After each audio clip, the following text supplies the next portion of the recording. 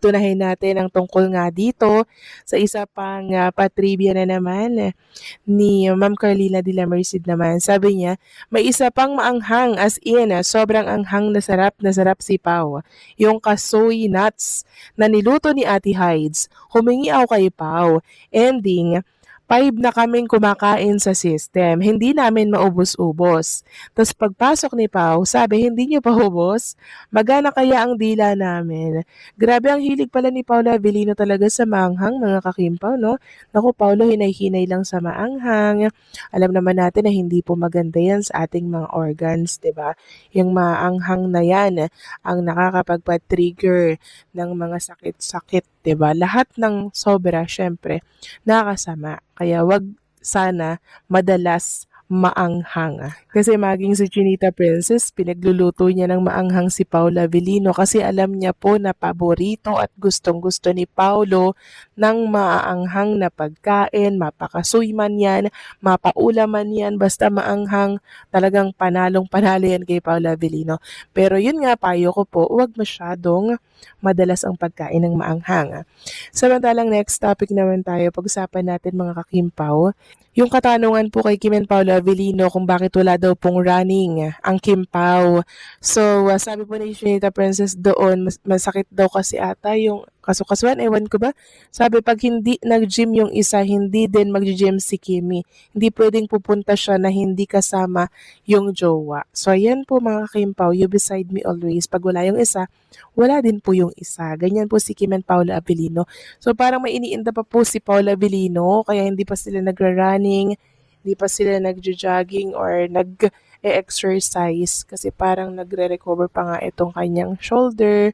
Kaya yun, hindi pa natin nakikitang nag-gym si Kim and si Paolo Avellino. Samantalang napanood nyo na po ba mga kakimpaw yung promotional video ni Paolo Avellino para sa Hyundai na kung saan pinag-uusapan ngayon ng mga Kimpaw fans. Bakit? Kasi nga po, sinama ni Paolo Avellino si Chinita Princess sa kanyang promotional video. Yung eksena po nila sa What's Wrong with Secretary Kim ata yun mga kakimpaw. Sinama po niya mga kakimpaw doon sa in-upload niya na reels sa kanyang Instagram account. May cameo po doon si Chinita Princess. Bukod tanging si Kim Chiu lang po talagang sinama niya. Sabi nga po ng isang fan, Nax, may cameo si Sek Kim at BMC sa Hyundai Reels ni Pao. So napansin ko lang po sa Reels ni Pao na in-upload sa kanyang Instagram kanina lang, no? Ang husay niya pong mag-edit, tsaka tayo nag-edit ng husay. Tapos sa effect, grabe mga Kimpaw, napaka-solid ang husay niyang mag-edit. Tapos yung nagka-camera, parang may kasama siya talagang cameraman mga kakimpaw. Ewan ko kung si Kim Chiu yun or what. Pero feeling ko talaga may kasama siya. Tapos may ka-convoy po siya. Meron sa unahan, meron sa hulihan. Kasi nakikita natin yung camera, huli, at harapan mga kakimpaw. Tapos meron din sa loob, sa ulihan ng sasakyan ni Paolo Avellino. Sobrang cinematic nung effect nung promotional video ni Paolo Avellino. Ang galing nung cameraman. Sino nga kaya yun? Tapos ang galing din po ng editor. Pero ang kumuha nga po ng atensyon ng marami ay yung sinama po ni Paolo si Chinita Princess sa promotional video ng Hyundai. Grabe, napaka-sweet naman ng Paolo Avellino na yan. Talagang pineplex niya po si Chinita Princess at yun yung nag-hug sila sa isa't isa. Yun pa talaga yung sinama niya mga kakimpaw. Sabi nga ng iba, ito ba'y pag-amin na Paolo Avellino? Kasi talagang pineplex mo si Chinita Princess sa social media account mo, sa mga reels mo. Talagang hindi na ito mapigilan pa yung nararamdaman ni Paolo Avellino at sana daw by 2026 ay i-reveal na talaga ni Paolo at Kim ang relationship nila sa isa't isa. Para sa akin naman kahit hindi i-reveal yan, napaka-clear naman sa mga kilos at galaw nila mga kakimpaw. Kaya hayaan natin sila kung ano po ang kanilang desisyon. Mukhang nakakabahala ang balitang ito para sa mga Kimpaw fans. Kung titignan natin, malinaw na pinapakita ni Kim Chiu at Paolo Avellino na inuuna nila ang kanilang kalusugan at kapapakanan kaysa sa trabaho o kahit sa mga fan activities. Sa kabila ng sobrang kasikatan at pagmamahal ng fans, Minsan talagang kailangan natin huminto at magpahinga kapag masama ang pakiramdam. At nakikita natin na pareho silang responsable sa kanilang sarili. Ang ganitong hakbang ay nagpapakita rin ng respeto sa kanilang katawan at mental health, na napakahalaga lalo na sa industriya ng showbiz kung saan pressure at stress ay laging present. Bagamat nakakainis sa mga fans na posibleng naapektuhan ng mga plano o event, mas makabuti ito sa kanilang long-term health. Dagdag pa rito, ang pause na ito ay maaring magbigay din sa kanila ng pagkakataong mag-reflect, mag-recharge, at mas maibigay ang kanilang best sa mga susunod na projects. Para sa mga fans, magandang pagkakataon ito para maipakita ang suporta at pagmamahal sa pamamagitan ng understanding at patience. Ang masasabi ko sa balitang ito ay malinaw na pinapakita ni na Kim Chiu at Paulo Avellino na inuuna nila ang kanilang kalusugan at kapakanan bago ang lahat. Kahit na maraming fans ang sabik sa kanilang activities at projects, napakahalaga na kapag masama ang pakiramdam, huminto muna at magpahinga. Ito rin nagpapakita ng pagiging responsible at matalino sa sarili. Hindi nila pinipilit ang kanilang katawan o isip sa kabila ng pressure ng showbiz at expectations ng fans. Bagamat maaring disappointing para sa ilan, mas makakabuti ito sa kanilang pangmatagalang kalusugan at performance sa hinaharap. Sa kabuuan, ang balitang ito ay paala rin sa lahat na minsan, kailangan natin mag-prioritize ng well-being at mental health, kahit gaano pa kagusto o kahalaga ang ginagawa natin. Sa mga fans naman, ito ay pagkakataon na ipakita ang suporta sa pamamagitan ng pag-unawa at pagpapasensya. Ang balitang huminto muna sa kanilang mga activities sina Kim Chiu at Paulo Avellino dahil sa masama nilang pakiramdam ay isang malinaw na paalala kung gaano kahalaga ang kalusugan, lalo na sa industriya ng showbiz kung saan ang pressure at expectations ay napakataas. Sa kabila ng pagiging sikat at ang pagmamahal ng kanilang mga fans, pinili nilang unahin ang kanilang physical at mental na well-being bago ang kahit anong proyekto o engagement. Para sa mga fans, natural lang ang pagka-disappoint na maantala o hindi matuloy ang mga planong activities, lalo na't sabik silang makita o makasama ang kanilang idolo. Ngunit sa kabilang banda, ang hakbang na ito ay nagpapakita ng maturity at responsibilidad. Isang mensahe na mahalaga ring matutunan sa buhay. Kapag masama ang pakiramdam, kailangan munang magpahinga at magpagaling bago bumalik sa trabaho o kahit sa pang-araw-araw na obligasyon. Ito rin ay nagpapakita ng kanilang respeto sa sarili at sa kanilang mga taga-suporta. Mas mabuting huminto muna at ayusin ang kalusugan kaysa pilitin ang sarili at mas lumala ang kondisyon. Para sa Kim Pao fans, ito ay pagkakataon na ipakita ang tunay na suporta, hindi lang sa pamamagitan ng pag-follow o panonood ng projects, kundi sa pamamagitan ng pag-unawa at pagpapahalaga sa kalagayan ng kanilang mga idolo. Sa kabuuan, ang balitang ito ay hindi lang simpleng update sa kanilang schedule. Ito rin ay paalala sa lahat ng tao, lalo na sa mga kabataan, na ang kalusugan ay dapat laging inuuna.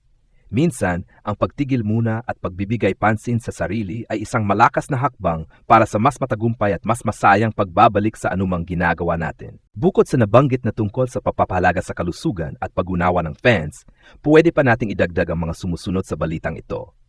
1. Posibleng epekto sa mga proyekto. Dahil huminto muna sa kanilang activities, maaaring maantala ang mga promotional events, tapping schedules, o kahit ang mga online fan interactions. Mahalaga na malinaw sa fans kung kailan inaasahang babalik ang dalawa upang iwasan ang speculation o maling balita. 2. Pagpapahalaga sa mental health. Hindi lang pisikal na kalusugan ang dapat bigyan ng pansin. Ang mental at emotional health nila ay mahalaga rin. Ang pagiging under pressure sa showbiz ay nakakapagod, kaya ang kanilang desisyon ay isang positibong hakbang para sa kanilang well-being. Pagpapakita ng responsibility sa fans. Sa pamamagitan ng pag-prioritize ng kanilang kalusugan, ipinapakita rin nila sa kanilang taga-suporta na may hangganan ng lahat at na mas mahalaga ang pagiging malusog kaysa sa kanong aktibidad o endorsement. 4. Panawagan sa fans. Maaring gamitin ito bilang pagkakataon para hikayatin ang fans na maging mas understanding at supportive. Ito rin ay magandang halimbawa na kahit sa sobrang passion sa mga idolo, dapat may respeto sa kanilang personal na sitwasyon. Fam, pagpaplano para sa comeback. Habang nagpapahinga, pwede rin nilang gamitin ang oras para planuhin ang mas solidong comeback, mas exciting na projects, o kahit mga fan interactions na mas maayos at mas ma-enjoy ng lahat. Sa kabila ng sobrang excitement ng mga Kim Pao fans sa kanilang mga projects at activities, ang latest update na huminto muna sina Kim Chiu at Paulo Avellino dahil sa masama nilang pakiramdam ay isang malinaw na paalala, kalusugan muna bago ang lahat. Maraming fans ang naturally na-disappoint dahil naantala ang mga planong fan events, promotional activities, at iba pang interactions. Pero kung tignan natin ng mas malalim, ang kanilang desisyon ay isang responsableng hakbang. Hindi lang pisikal, kundi mental at emotional health nila ang inuuna. At iyon ay napakahalaga lalo na sa industriya ng showbiz kung saan ang pressure ay sobrang taas. Ito rin ay nagpapakita ng respeto sa kanilang sarili at sa kanilang fans. Sa pamamagitan ng pagtigil muna at pagpapahinga, ipinapakita nila na mas mahalaga ang long-term well-being kaysa sa agarang schedules o expectations. Para sa mga fans, ito rin ay pagkakataon na ipakita ang tunay na suporta. Hindi lang sa panonood o pag-follow, kundi sa pamamagitan ng pag-unawa, pasensya, at positive vibes habang sila ay nagpapagaling. Habang nagpapahinga, pwede rin nating asahan na mas magiging solid at exciting ang kanilang comeback. Posibleng may mas maayos na projects, heartwarming fan interactions, at moments na sigurado mas ma-enjoy natin kapag bumalik na silang parehong malusog at handa. Sa huli, ang balitang ito ay hindi lang update sa schedule nila, kundi isang paalala sa lahat. Minsan kailangan nating huminto, magpahinga, at alagaan ang ating sarili bago bumalik sa anumang gawain. Kim Pao fans, samahan natin sila sa pagmamahal at suporta. Dahil sa ganitong paraan, mas malakas at mas masaya ang kanilang pagbabalik. Alam natin na sobrang excited tayo sa bawat project at activity ni na Kim Chiu at Paulo Avellino. Minsan, sa dami ng ating pagmamahal at anticipation, nakakalimutan natin na sila rin ay tao. May hangganan, may nararamdaman, at may pangangailangan ng pahinga. Kaya naman, kahit nakakalungkot, para sa marami na huminto, muna sila sa kanilang mga activities dahil sa masama nilang pakiramdam, ang pinakamahalaga ay ang kanilang kalusugan at kaginhawaan. Sa ngayon, ang kanilang pahinga ay hindi pagtalikod sa fans, kundi isang hakbang para mas maging malakas, mas masaya, at mas handa sa mga susunod na proyekto. Sa halip na ma-frustrate, samahan natin sila sa pagmamahal at suporta. Iparamdam natin sa kanila na naiintindihan natin at naniniwala tayo na mahalaga ang kanilang well-being. Iwasan ang speculation at negative vibes. Sa halip, magpadala tayo ng positive energy, get well soon messages at encouragement. Kapag bumalik sila, tiyak na mas special at memorable ang bawat moment. Dahil nakita nila na ang kanilang fans ay hindi lang basta nanonood, kundi tunay na nagmamahal at nagmamalasakit. Kim Pao fans, ito ang pagkakataon natin na ipakita ang tunay na pagmamahal. Hindi lang sa pag-follow sa projects nila, kundi sa pag-intindi at pagsuporta sa kanila bilang mga tao.